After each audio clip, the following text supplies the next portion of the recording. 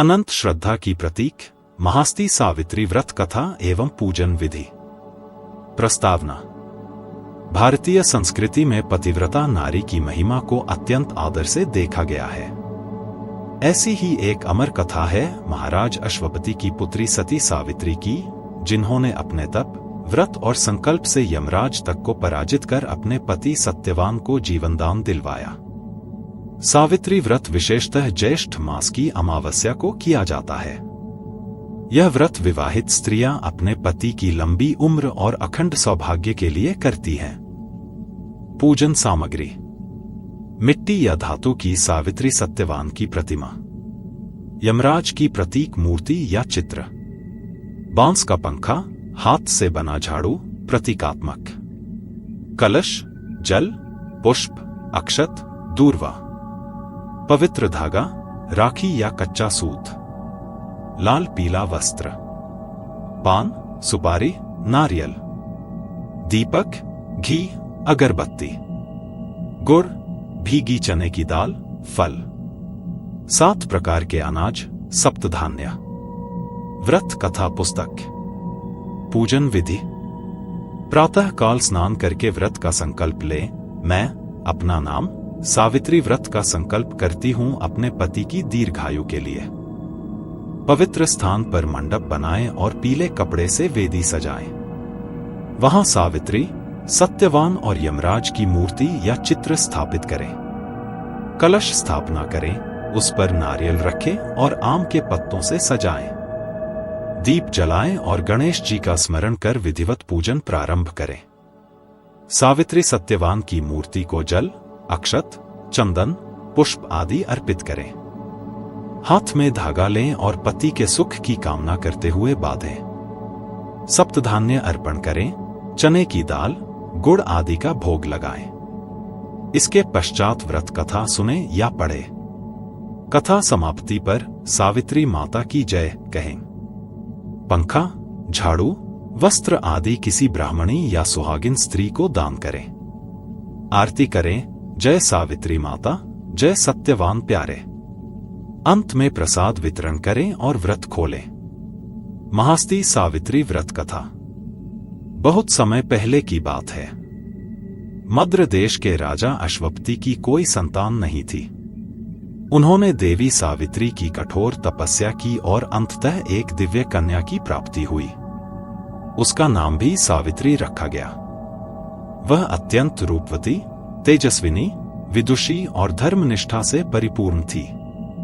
जब सावित्री विवाह योग्य हुई तो राजा ने वर खोजने को कहा, परंतु सावित्री स्वयं वन में घूमते हुए एक दिव्य युवक से मिली। उसका नाम था सत्यवान, जो अंधे राजा द्युमत्सेन का पुत्र था।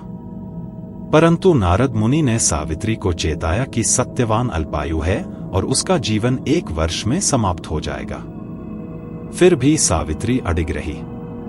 उसने सत्यवान को पति रूप में वरण किया और वन में जाकर उसके साथ जीवन व्यतीत करने लगी। विवाह के बाद सावित्री ने 1 वर्ष तक व्रत, सेवा और तप का कठोर नियम अपनाया। जिस दिन सत्यवान की मृत्यु होने वाली थी, सावित्री ने निर्जल व्रत लिया। जब सत्यवान लकड़ियां काटने वन में गया, वह भी साथ गई। वहीं दोपहर के समय सत्यवान को चक्कर आया और वह सावित्री की गोद में गिर पड़ा। तभी यमराज प्रकट हुए और सत्यवान के प्राणों को लेकर दक्षिण दिशा की ओर चल पड़े। सावित्री ने उनका पीछा किया। यमराज ने उसे कई बार रोका, पर वह धर्म, सत्य और प्रेम की बातें करती हुई पीछे पीछे चलती रही। प्रभावित होकर यमराज ने कहा, मांगो 3 वरदान, पर सत्यवान का जीवन नहीं। सावित्री ने मांगा, मेरे सास ससुर को नेत्र और राज्य दो। मेरे पिता को 100 पुत्र प्राप्त हों। मुझे 100 पुत्र हों। अब यमराज असमंजस में पड़ गए। बोले, यह कैसे होगा जब तुम्हारा पति जीवित नहीं? सावित्री मुस्कुराई और बोली, जब पति ही नहीं तो पुत्र कैसे? यमराज उसकी चातुर्य, भक्ति और पतिव्रता धर्म से इतने प्रभावित हुए कि उन्होंने सत्यवान को जीवनदान दे दिया। सत्यवान उठ बैठा। दोनों पति पत्नी प्रसन्न मन लौटे। धीरे धीरे सब वरदान भी फलीभूत हुए। व्रत का महत्व।